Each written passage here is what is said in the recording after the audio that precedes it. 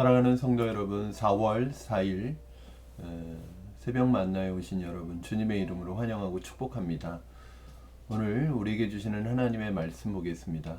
오늘 우리에게 주시는 하나님의 말씀은 사무엘상 17장 1절에서 11절까지의 말씀입니다.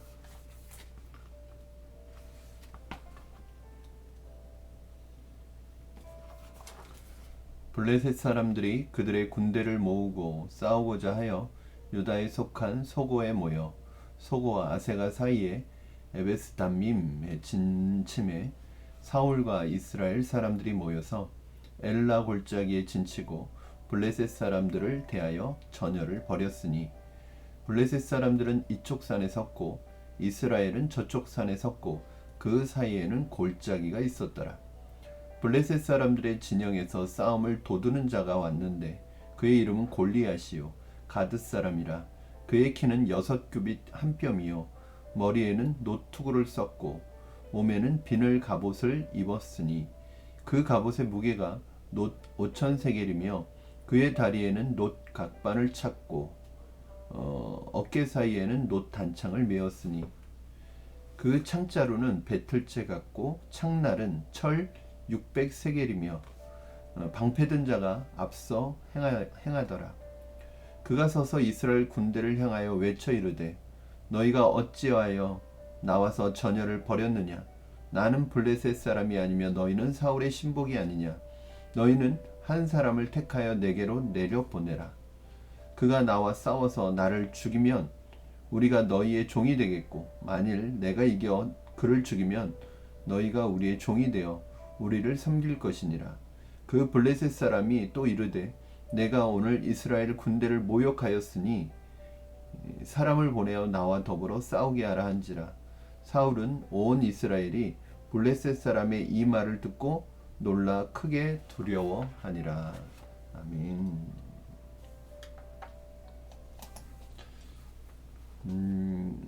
사람들은 겉으로 보여지는, 겉으로 드러난 어떤 객관적인 실체에 대해서, 객관적인 것에 대해서 판단의 기준을 삼는 경향이 있습니다. 객관적인 것을 무시할 수는 없겠지만 우리가 하는 모든 일들이 객관적인 수치에 맞춰서 하게 된다면 사실은 우리는 제한된 삶을 살아갈 수밖에 없고, 때로는 그 객관적인 실체, 현실의 벽을 뛰어넘지 못한다면 결국 우리가 무엇을 할 수 있을까, 이 세상에서 그런 생각을 하게 됩니다. 그러나 어쩔 수 없죠. 사람들은 겉으로 드러나는, 눈에 보이는 것이 그들이 보는 전부가 될 수밖에 없습니다. 많은 사람들이 이 환경의 벽 앞에서 좌절하고 낙심하고 포기하는 경우가 많이 있습니다. 그러나 우리 앞에 버티고 서 있는 이 현실의 벽, 환경의 벽이 아무리 거대하더라도 그 벽은 언제든지 무너질 수 있다는 그런 믿음이 우리에게 있어야 합니다. 왜 그럴까요? 우리 힘과 우리의 능력이 아니라 우리의 편이 되어주시고 우리의 능력의 근원 되어주시는 하나님에게 그 현실의 벽과 환경의 벽은 아무것도 아니기 때문에 그렇습니다. 여러분 앞에 놓여있는 현실의 벽은 무엇입니까? 여러분들은 그것을 어떤 마음으로 대하고 있습니까? 오늘 본문은 이제 드디어 그 유명한 골리앗이 등장하는 그 초반부의 이야기를 다루고 있습니다. 블레셋이 이스라엘을 또 쳐들어옵니다. 그래서 이스라엘에, 특히 유다에 속한 소고라는 지역이 있는데 그 소고와 아세가 사이에 에베스 담밈이라는 곳에 진을 치고 있습니다. 그리고 사울과 이스라엘은 이러한 블레셋에 대항하여 그 반대쪽에 있었던 엘라 골짜기에 진을 치고 서로 대치 중에 있었습니다. 굉장히 팽팽한 긴장감을 가지고 서로 대치하고 있는 것입니다. 우리의 일상이, 어떻게 보면 매일매일의 일상이 이러한 영적 긴장감이 흐르고 있지 않나, 왜냐하면 우리는 매일 영적인 싸움을 사탄과 싸워 나갑니다. 눈에 보이지는 않지만 이 영적인 싸움에 있어서 늘 영적 긴장감을 유지하지 않는다면 우리는 적의 기습 공격과 적의 공격에 속수무책으로 당할 수밖에 없죠.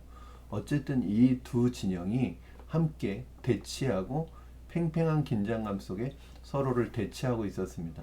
그런데 이 긴장감을 깨트리고 등장하는 한 사람이 있었으니 그 사람이 바로 그 유명한 골리앗이라는 사람이었습니다.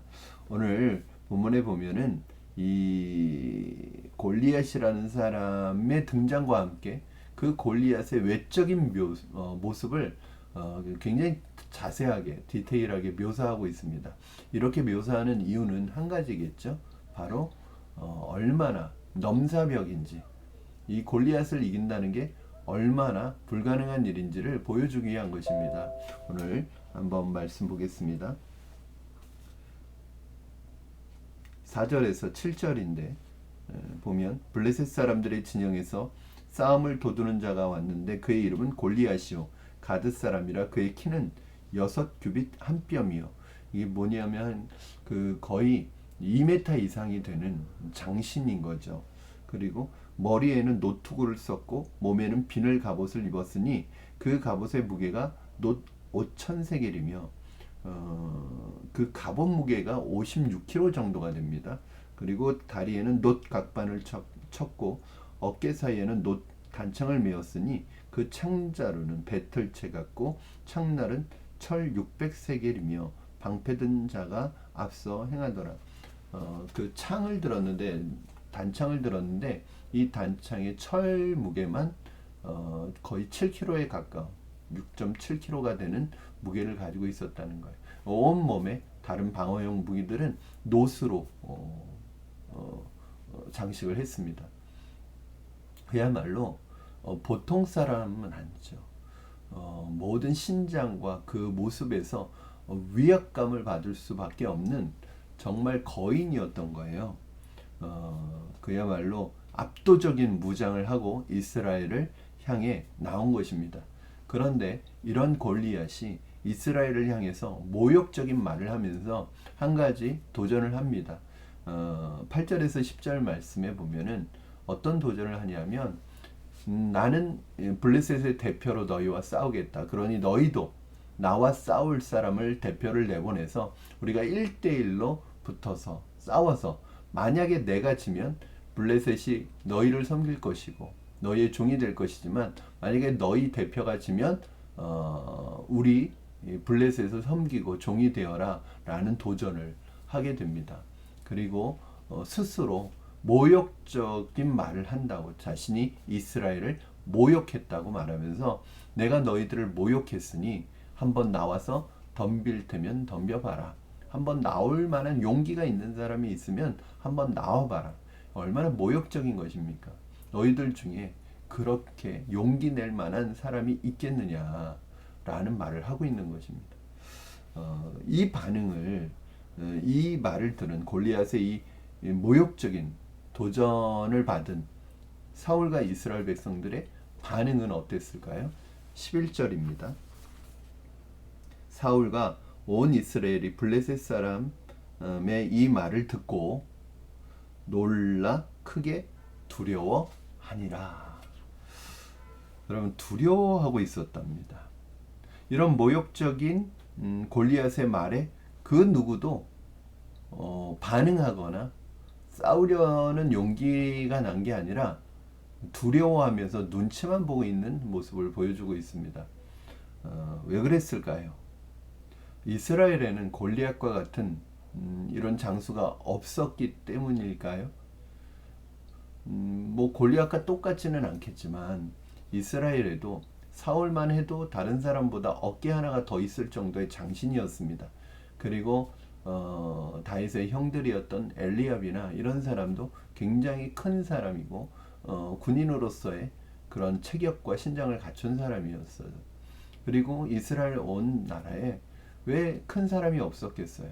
문제는 객관적인 전력상의 문제라기보다는 이스라엘이 아무런 반응도 할 수 없었던 것은 바로 그들에게 사기가 바닥까지 떨어졌던 것이죠.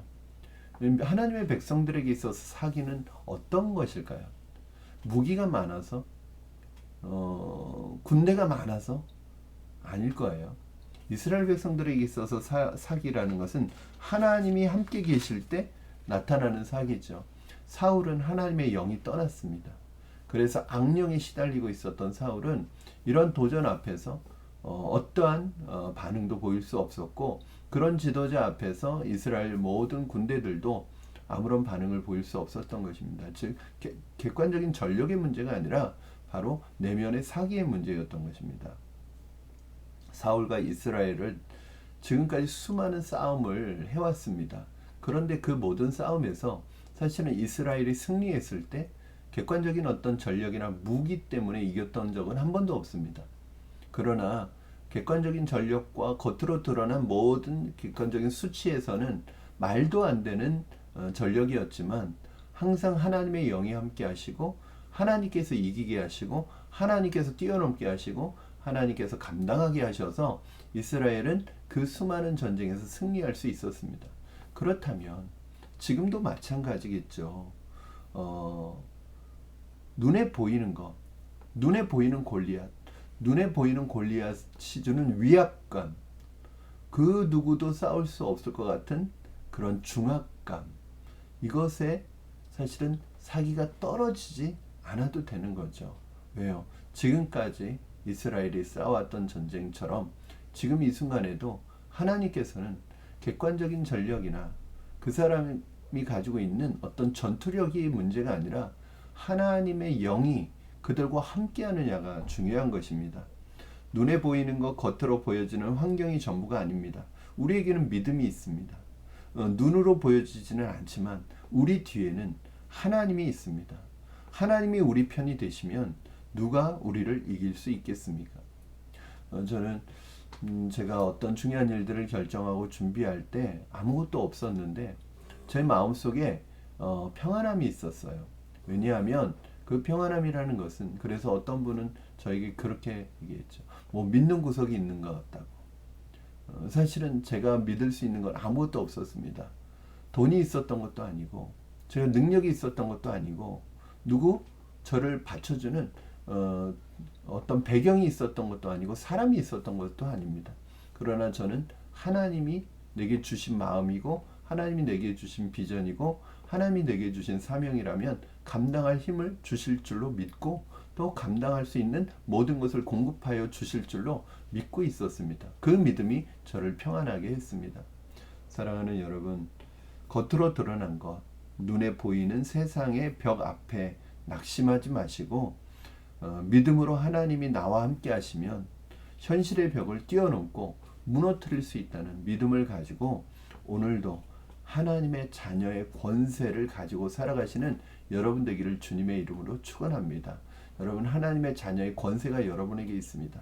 세상에서 위축되지 마시고 낙심하지 마시고 기죽지 마시고 하나님의 자녀의 권세를 믿음으로 행하시기를 주님의 이름으로 축원합니다.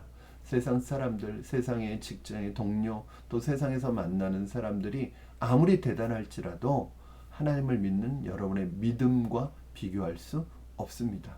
여러분, 하나님의 자녀의 권세를 누리시고 그 권세로 승리하시기를 주님의 이름으로 축원합니다.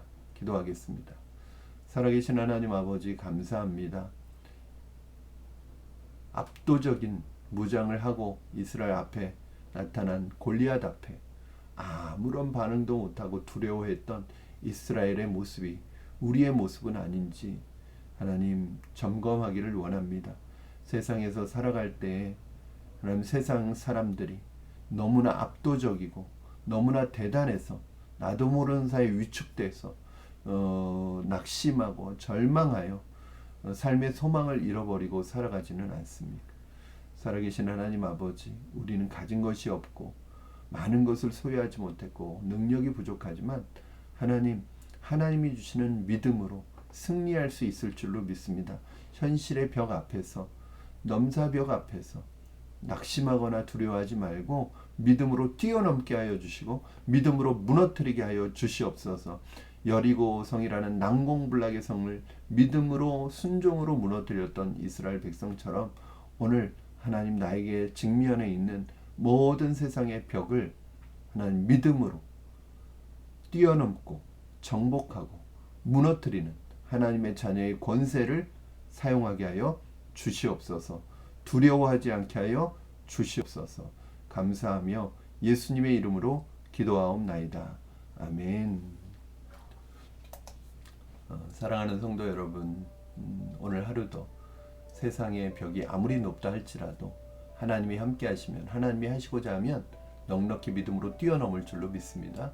오늘도 그 믿음 안에서 겉으로 드러난 것 두려워하지 마시고, 겉으로 보여지는 것 두려워하지 마시고, 여러분 하나님과 함께 믿음으로 걸어가시기를 축복합니다. 우리 내일 수요 새벽 만날 시간에 다시 여러분과 말씀 들고 만나도록 하겠습니다. 말씀 가지고 찾아오겠습니다. 오늘 하루도 두려워하지 마시고 승리하시기 바랍니다. 축복합니다, 여러분.